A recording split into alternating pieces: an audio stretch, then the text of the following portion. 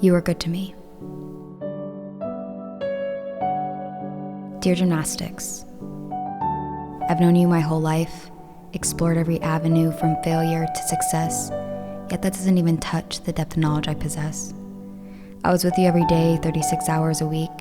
I trained overtime and conditioned until my body went weak. Crafted the finest of art all the way down to technique. I even developed disordered eating to create the perfect physique. Don't worry though, it's not your issue, that's mine. I still remember nights I'd stay up the whole time crying. Moved away from home at just the age of 9. You'd think my story and career would come from something I designed. Rewind. I fell in love with you when I was 3. Climbed up walls, flipped over couches, did cartwheels in the womb, predestined destiny. You were my dreams and my reality, until I realized my drive no longer came from me, you see. I carried a weight when half of my family moved for my career. The guilty feeling of splitting my family up, I could never shake clear. I owed it to everyone around me to only persevere. So if you ask me why I was so invested in you, I tell you because of fear. By the time I was 14, I was on top of the world, winning competitions left and right. I knew that the Olympics wasn't far out of sight, but with that came pressure and responsibility. Soon, I became a liability, winning an identity I hoped someone could see through. My mom always wanted the best for me. I know this is true. But at times I just wish she knew. That home felt like another place away. Foreign and uncomfortable, food stayed hidden along with emotions that seemed forbidden. Each time she looked at me, it's like my body couldn't be forgiven. So I learned to become small.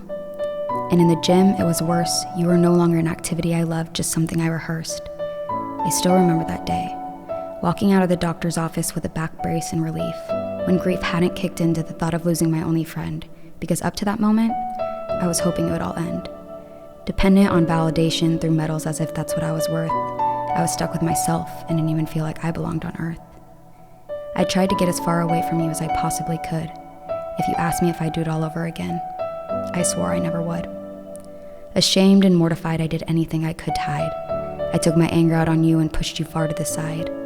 Cried looking in the mirror, telling myself all the things I had always heard. I became an echo and started telling myself every painful word. You look like a pig, an elephant, a bird too fat to fly.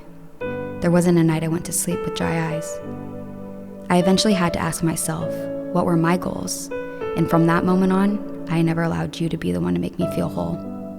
I learned to fall in love with myself before I could fall in love with the sport. I learned to lean in when I needed support. I brought you my passions and we repainted my dreams. We shed some tears and laughed as you passed me along to my collegiate team. So fast forward to the perfect melting pot of healing, trust, and love, where my worth no longer came from you and where you no longer defined me. We came together as one. So the moral of my story is never to stop.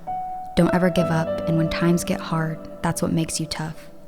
That's what makes it worth it. That's what separates the good from the great, and the most important lesson is to create your own fate. You helped me rediscover myself, stand up for myself, and learn how to follow my heart. So thank you for preparing me for life beyond as I spread my wings for my final depart. 19 years of my life, and you brought me full circle back to the best feelings from my childhood. So if you ask me if I do it all over again, I know every time, I always would. And each of us athletes here in this show have had our own past with you, with their own highs and their own lows, and at times I know it might be hard for you to see, but I hope I can speak for all of us when I say, you are good to me.